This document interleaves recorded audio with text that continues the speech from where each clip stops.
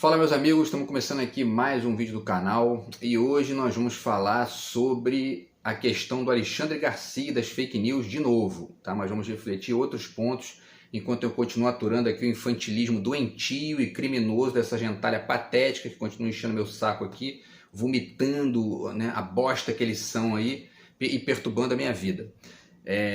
Mas a gente vai falar hoje aqui porque os vídeos do canal eles ainda não destruíram, porque, né, é mais difícil para eles destruírem isso aqui. Então vamos falar um pouquinho aqui sobre o caso do Alexandre Garcia e pensar um pouquinho no seguinte: o jornalismo pode tudo, né? Os jornalistas podem tudo, porque existe esse mito, né? Eu sou formado em jornalismo, tenho mestrado em comunicação, então é uma discussão que a gente sempre teve lá, especialmente na graduação, né? Sobre essa coisa do papel do jornalista na sociedade e tal, liberdade de imprensa, isso é muito discutido. Já aconteceram algumas polêmicas nos últimos anos envolvendo, por exemplo, o Glenn Greenwald, né, que é um cara que veio dos Estados Unidos, defende uma postura liberal radical que deriva de lá, porém a gente vai ver que também que eles não são exatamente tão liberais assim, né? Muito pelo contrário, certo? Enfim, então a gente vai discutir essa questão no vídeo de hoje com uma espécie de, né, de rastro aí da discussão de ontem, com aquela fake news patética lá do Alexandre Garcia, que é uma figura patética, né? Antes, mais uma vez aqui, deixando com vocês aí a dica do meu livro aqui, tá? Que é o meu novo livro de poemas, terceiro livro de poemas, quinto pela Multifoco e o meu nono livro, tá? Quem quiser entrar em contato aí pelo Zap e conseguir escapar, né, da sabotagem covarde dessa gente nojenta, a gente entra em contato aqui e conversa. Beleza, pessoal? Então, é isso. Vamos começar então com o vídeo de hoje. Eu vou deixar os links para vocês aqui, porque eu vou fazer um breve comentário sobre as reportagens que apareceram, né, ontem sobre isso, e depois fazer uma reflexão durante a reportagem também, durante aqui a menção que eu vou fazer a reportagem, eu vou fazendo a reflexão, e aí no final a gente faz uma reflexão mais ampla aqui, tá?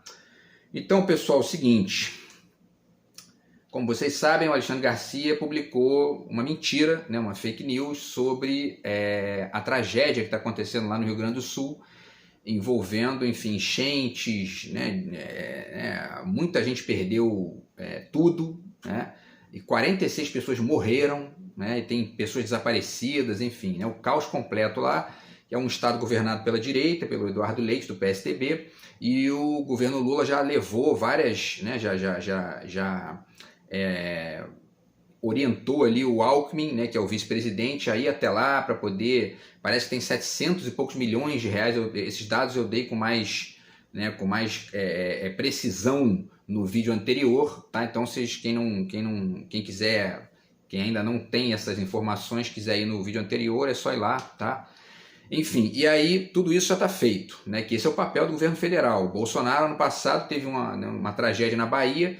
Ele estava lá no Rio Grande do Sul, de jet ski, enfim, cagou e andou, né, para o sofrimento das pessoas lá, né, e é isso que ele é, um verme, né? Enquanto isso, o governo Lula está fazendo o papel dele ali, que é ajudar, que é chegar junto para poder fazer ali o papel de, né, o papel que se espera da esfera pública, né, de um presidente da República, tá? E aí, obviamente, que os mecanismos, né, de verificação desses fatos foram estudar, né, sobre essa afirmação do Alexandre Garcia e viram que era mentira dele, né? A agência Lupa, por exemplo, que é uma das melhores nesse sentido, faz um papel bacana aí nesse sentido de, né, de desmistificar, de desmentir as fake news, publicou o seguinte no Instagram, tá aqui, ó: a informação é falsa. Segundo a Secretaria de Meio Ambiente do Estado, não há evidências de que as barragens tenham influenciado no aumento da enxurrada. Ele falou de umas barragens lá que o PT tinha feito e tal, quer dizer, né? E aí a Lupa continua. A Lupa também consultou pesquisadores que atuam na região. Segundo eles, as barragens no local não são capazes de controlar enchentes, uma vez que elas foram construídas para gerar energia elétrica e suas comportas não armazenam água, né?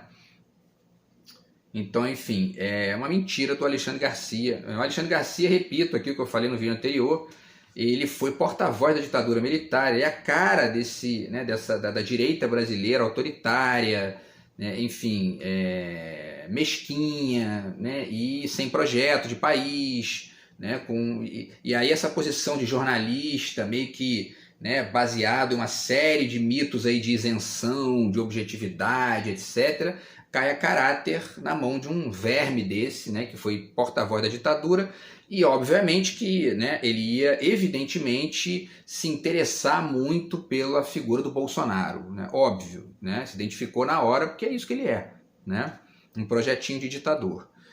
Enfim, e aí, pessoal, vale... Bom, vamos chegar lá, vamos chegar na reflexão aqui. Vamos continuar só, porque aí tem uma coisa interessante que eu vou deixar o link para vocês, que é uma reportagem do Estadão, que é um veículo de imprensa de direita do Brasil, né? Historicamente aí, enfim, bate no PT, critica qualquer coisa que se faça do ponto de vista macroeconômico que vá contra o neoliberalismo, eles criticam, né? Porque, enfim, eles são de direita, tá? E aí, o Estadão publicou o seguinte, ó... Governo Lula usa a AGU para investigar jornalista Alexandre Garcia. E aí eles dizem o seguinte, o Jorge Messias, o advogado-geral da União, vai usar a Procuradoria Nacional da União da Defesa da Democracia, PNDD, para investigar o Alexandre Garcia por disseminação de informações falsas no caso da tragédia do Rio Grande do Sul.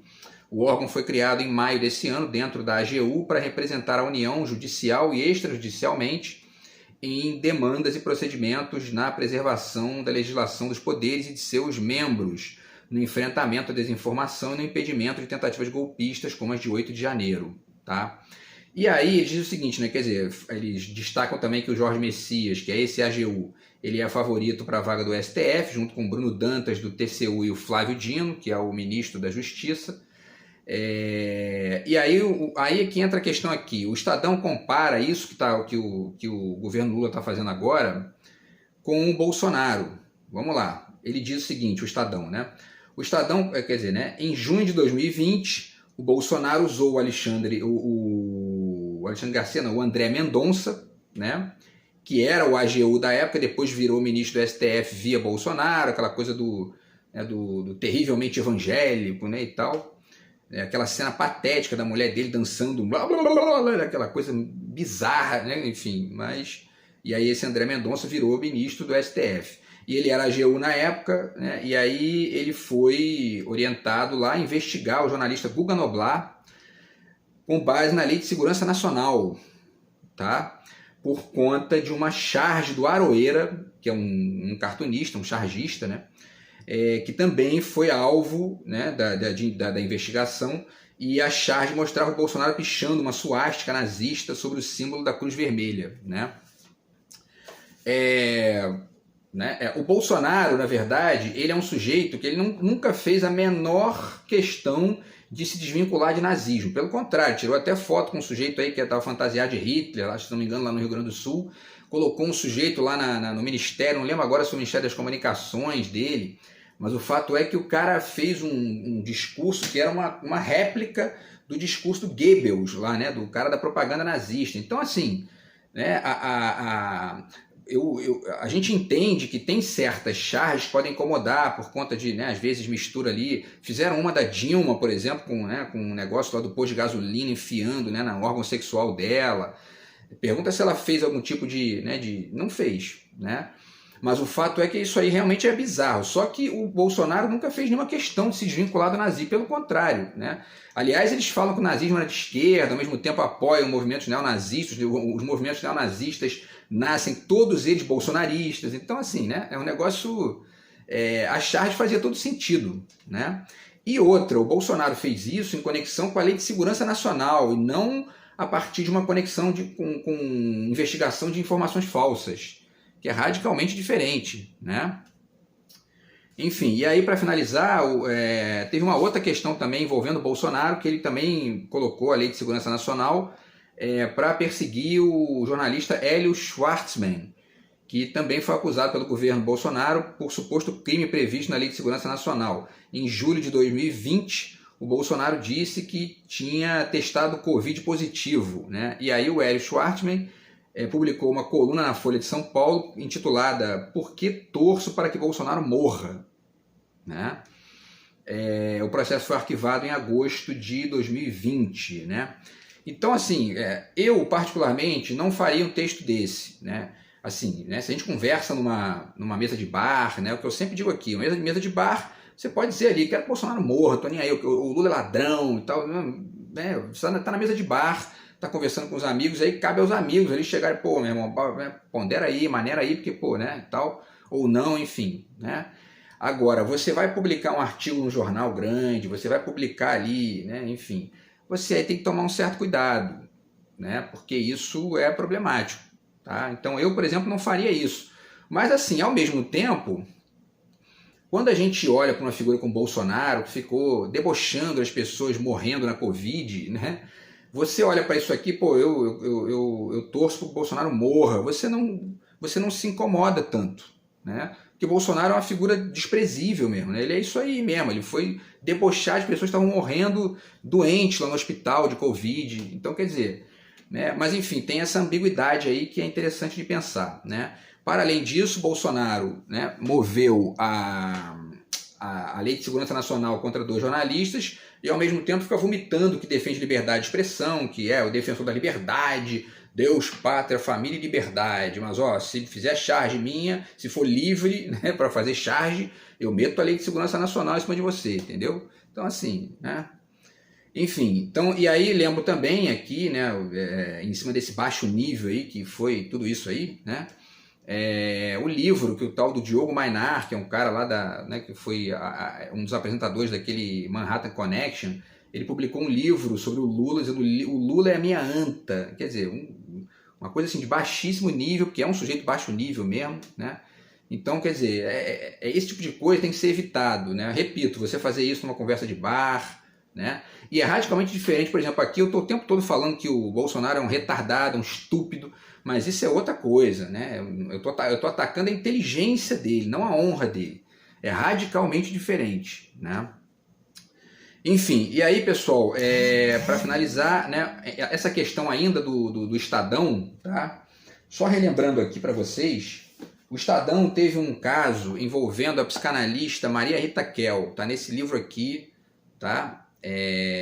18 crônicas e mais algumas. Ela conta aqui numa das crônicas, se não me engano, está na página 70, tá? Que ela foi demitida do Estadão, né? Ela foi excluída lá do corpo de escritores do Estadão por conta de uma crônica que ela fez defendendo a esquerda, defendendo, não sei se foi o MST ou o combate à fome, mas foi alguma coisa do tipo, tá? Mas está nesse livro aqui. E, enfim, é isso aí que essa gente diz que defende liberdade, né? É conversa fiada, né? Liberdade até a página tal, que aí depois, ó, não pode não, entendeu? A liberdade deles, a visão de liberdade dessa gente é muito parecida com a visão de liberdade dos Estados Unidos, assim, né? Tipo assim, ó, aqui dentro você pode fazer até partido nazista, tá? Só não pode ser de esquerda, entendeu? Só não pode ser comunista, não pode ser de esquerda, não pode, tá? Porque aí a gente mete a Lei de Segurança Nacional em cima de você. E aí o Snowden, por exemplo, né, o Edward Snowden, denunciou lá crimes de Estado do governo americano e teve que fugir do país para poder estar na Rússia, lá não sei onde ele está, acho que ele está na Rússia ainda hoje. E aí tem o caso também do Assange, né, que também denunciou isso. O Assange não era nem dos Estados Unidos, ele é sueco, né, estava lá na Europa. E aí descobriu lá via hackeamento crimes cometidos pelo governo americano, né, hackeando países e tal. Denunciou isso, tá aí, ó, tá arriscado ele ser deportado para os Estados Unidos e passar o resto da vida preso lá sem ser americano, né, sem ser estadunidense. Então, quer dizer, então, assim, essa é a visão dessa gente. A direita brasileira é muito isso aí. São projetos de ditadores, é gente autoritária a um nível extremo, né? São escravistas, são neo-escravistas, toda hora tem aí gente sendo pega no interior do país, escravizando pessoas, né? Enfim, sem nenhum direito trabalhista, fazem reforma trabalhista para poder destruir direitos dos trabalhadores. Essa gentalha que a gente tem no Brasil, que é a direita brasileira, com as exceções de praxe, que eu sempre digo aqui, né? Tem gente que acredita nessa gente por ingenuidade, por falta de estudo, falta de uma percepção mais complexa de mundo. E aí vão na onda, né? Mas tem gente que tem isso como projeto, aí é radicalmente diferente, é um agente abominável que não vale a merda que caga, né? Essa é a questão. Então, pessoal, voltando à questão do Alexandre Garcia, para a gente finalizar aqui e passar para as reflexões, O Alexandre Garcia ele não é, vamos dizer assim, né, réu primário, né? Ele já publicou fake news aí várias vezes, né?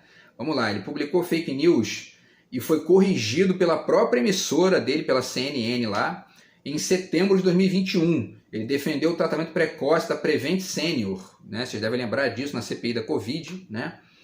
E defendeu o kit Covid também, e a apresentadora Elisa Vec o desmentiu na hora lá, né? Entrou depois que ele saiu lá, ela entra no ar assim e fala, ó, isso aí a ciência não garante isso aí e tal, né? Então já foi desmentido no ar. Por quê? Porque essa defesa que o Alexandre Garcia estava fazendo da Prevent Senior, né, cloroquina, kit Covid, era uma defesa do Bolsonaro, né? Porque o Bolsonaro tá no fetiche dele ali, né? Existe uma identificação dele com o Bolsonaro pela via da ditadura militar, do autoritarismo e tal, né? E aí não ia ser de outro jeito, né? Então ele foi corrigido no ar, tá? Em agosto de 2021, um pouquinho antes, ele também foi corrigido. Ele disse que os mais jovens não deveriam ser vacinados, né? Segundo as estatísticas, né? Enfim, uma atitude completamente inconsequente. Um sujeito que está ali com, né, com um poder de influência sobre a população muito grande e que é um retardado, tá? E aí teve uma outra que ele discutiu no ar com o apresentador Rafael Colombo, porque ele disse que o Bolsonaro tinha que proibir os governadores de fazer isolamento. E aí o cara foi contra ele e falou, ó, não estou sendo entrevistado por você não, entendeu? Né? Quer dizer, é um sujeito autoritário mesmo e retardado, né? Então, enfim, é isso, tá? O Alexandre Garcia é isso aí. E aí, pessoal, a gente entra na discussão, né? Se isso jornalista pode tudo, tá? Tem aqui já eu falei desse livro no vídeo anterior, tá? Da Lúcia Santaella, que é A Pós-Verdade é Verdadeira ou Falsa. E essa distinção que se faz hoje entre mentiras, né, propaladas por jornalistas e fake news é uma distinção que né, talvez não faça nenhum sentido, né? Porque no fundo é a mesma coisa. O Alexandre Garcia vomitar que tinha barragens feitas pelo PT lá que estavam, né, erradas e que isso contribuiu para o acidente, sem nenhuma comprovação, nenhum estudo, nada, é a mesmíssima coisa de um bolsominion vomitando bosta numa comunidadezinha de WhatsApp. Não tem diferença nenhuma, né? É isso, é informação falsa com a gravidade de que o Alexandre Garcia está num veículo ali que tem uma incidência sobre a população que é muito grande, né? E aí, vamos lá, né? Tem historicamente vários casos, tá, de mentiras contadas por jornalistas que geraram problemas seríssimos para um monte de gente. Talvez o caso mais conhecido para quem estuda jornalismo seja o da Escola Base, né? Tá aqui, Os Abusos da Imprensa, esse livro aqui do Alex Ribeiro, é um ótimo livro, tá? E conta a história do caso da Escola Base, que eles publicaram acusações a pessoas lá da escola falsas, né? E a escola foi à falência, aquelas pessoas perderam tudo por culpa de uma atitude completamente inconsequente e podre mesmo de jornalistas que não têm o mínimo de capacidade de estar com um poder desse na mão, né? Então, enfim, isso é um caso aqui muito clássico desse tipo de situação, tá? Outro caso também muito conhecido envolve a Guerra do Iraque e do Afeganistão, a segunda, né, Guerra do Iraque, tá? Que aconteceu por conta do 11 de setembro, que foi ontem, né? E esse livro aqui do Carlos Dornelles, que é um jornalista conhecido, tá? Deus é inocente, a imprensa não. Ele divulga aqui várias informações e vários estudos que ele fez que comprovam que a mídia de massa brasileira, né, ou seja, os grandes jornais, né, os mais poderosos, informaram a população brasileira sobre as guerras do Iraque e do Afeganistão única e exclusivamente a partir de fontes da Europa e dos Estados Unidos. E eram guerras que estavam acontecendo lá no Oriente Médio, quer dizer, eles não se informavam eles não escutavam o outro lado, né? Essa é a grande questão, tá? E aí por quê? Porque é isso, né? Aquela área ali, Afeganistão, Iraque, né? Não é uma área que invista dinheiro neles, então não interessa para eles, certo? Então são dois livros muito importantes aqui, dentre vários que eu podia citar aqui, tá? Mas isso é importante para poder ponderar uma série de questões, tá, ligadas a isso, né? Jornalista pode tudo. Então existe essa ideia que é muito disseminada de que a democracia não existiria sem liberdade de imprensa, né? Eu tendo hoje a formular isso aí de uma outra forma, tá? Eu acho que, né, a gente tem que ter liberdade de imprensa, tem que ter liberdade de informação, tem que ter liberdade de divulgação de ideias, etc e tal, porém tem certos princípios que têm que ser respeitados acima disso, né? A Constituição, por exemplo, e outra coisa, e a filosofia, porque a democracia jamais existiria, não é sem a liberdade de imprensa, é sem a filosofia. Porque um jornalista sem filosofia no coco, como diz o Caetano Veloso, faz esse tipo de bosta que o Alexandre Garcia faz toda hora, né? E que essa gentalha nojenta segue fazendo contra mim também toda hora, tá? Então, assim, tem que ter filosofia. E aí eu deixo aqui, porque a democracia só existe de verdade com filosofia. Então tá aqui mais uma vez, ó, as origens do pensamento grego para estudar como é que surgiu a filosofia, como é que nasceu o pensamento filosófico, para poder combater autoritários como Bolsonaro, como Alexandre Garcia, como essa gentinha nojenta que acha que tem o direito de se meter na vida dos outros para encher o saco, entendeu? Então a filosofia é isso, a filosofia é o alicerce da democracia, porque inclusive nasce com ela, né? Nasce com a filosofia, tá? A democracia política, tá? E a gente tem que lutar por isso aí contra essa gentinha asquerosa que não tem respeito por ninguém, não tem respeito pela honra dos outros, tá?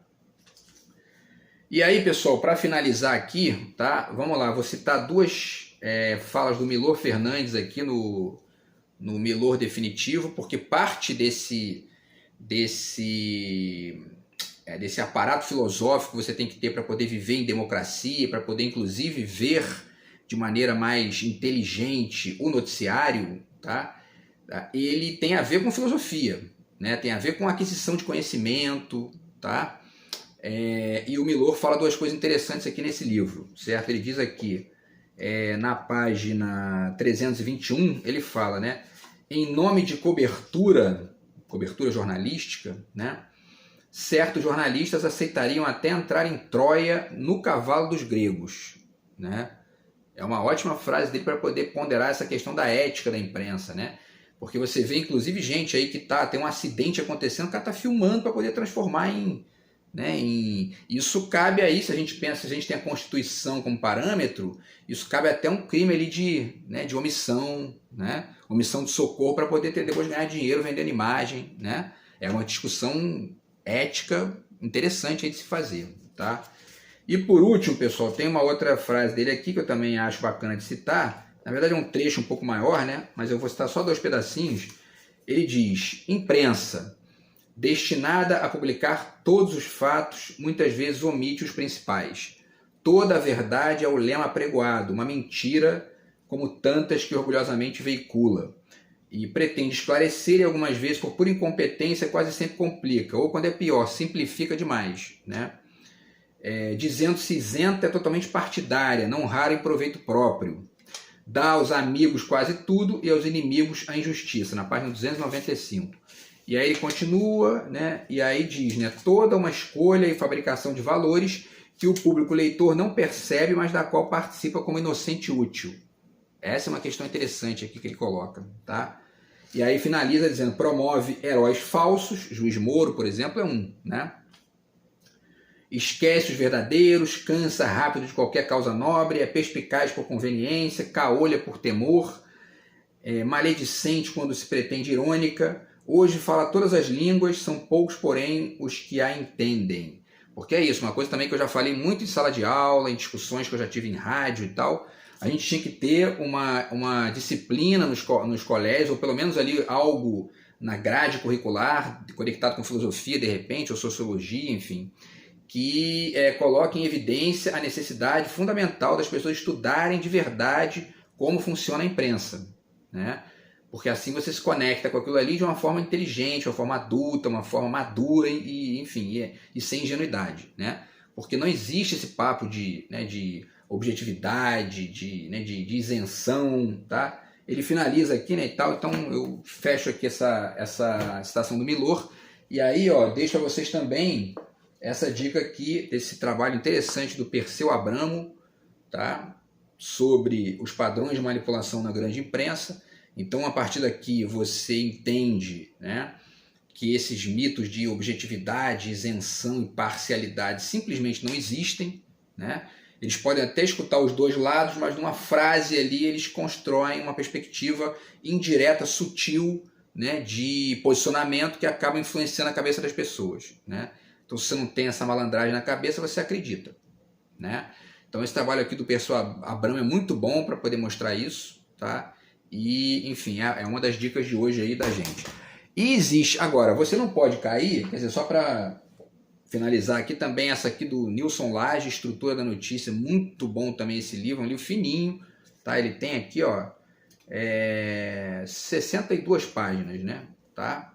Então, e é tranquilinho de ler, e um ótimo livro também para poder ensinar essas coisas, tá?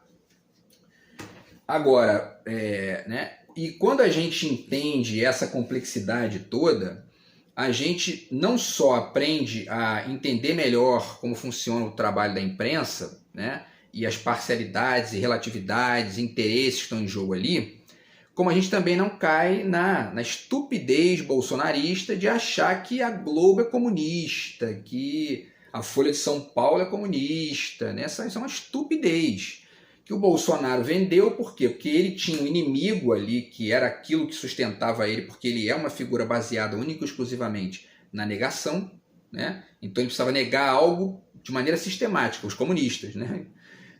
E aí essa conexão dele contra, né, ou melhor, essa posição dele contra os comunistas fazia com que ele enxergasse, né, de maneira vesga, todo o inimigo dele, toda pessoa que criticava ele é comunista, né?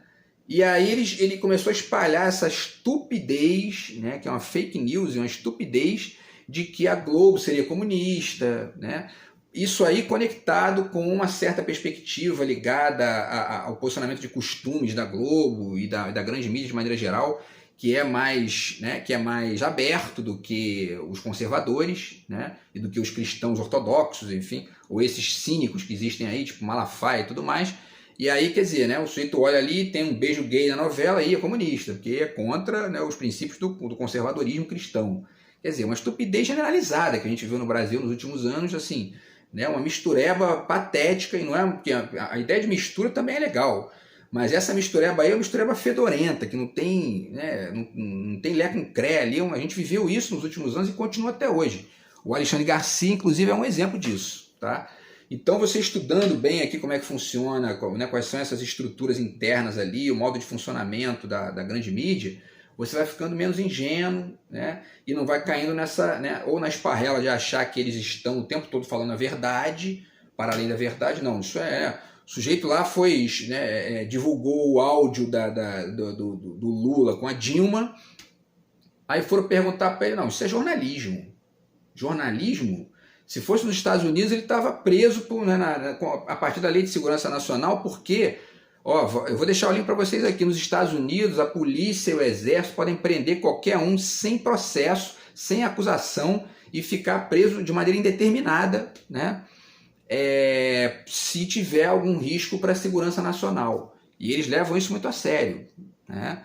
Então, assim, o que é jornalismo? Tem que pensar aí, né? Tem que respeitar a vida dos outros. O espaço privado, por exemplo, é sagrado, não pode divulgar informações privadas dos outros assim, né? Eu, inclusive, sou contra até divulgação pela imprensa de processo judicial, porque aí o sujeito está ali, não transitou em julgado ainda, ele está sendo linchado publicamente porque interessa ao veículo de imprensa, entendeu? E às vezes, mesmo quando é transitado em julgado, o caso do Lula aí, né? Foi transitado em julgado, era uma farsa completa, né? Beleza, pessoal? Então, as últimas dicas aqui rapidinho para a gente finalizar o vídeo, tá? Esse romance do Balzac, Ilusões Perdidas, que fala sobre o início do jornalismo na França, né? Tá? É um romance muito bacana, muito interessante também, vale a pena vocês lerem, tá? 2 livros aqui do Gilberto Dupas, tá? Que eu finalizo com esses 2 livros. Eu ia discutir uma outra questão ali, não vai dar tempo, depois de repente eu faço mais um vídeo, né, depois para falar disso. E Ética e Poder na Sociedade de Informação, são 2 livros que eu li na faculdade, muito bacana também, o Gilberto Dupas, pesquisador de São Paulo, tá? E esse livro aqui, que é o Tensões Contemporâneas entre o Público e o Privado, também discute essa questão aí de maneira bem ampla, tá bom? Então é isso, pessoal, a gente se fala no próximo vídeo do canal, tá? Grande abraço aí, tamo junto, fui!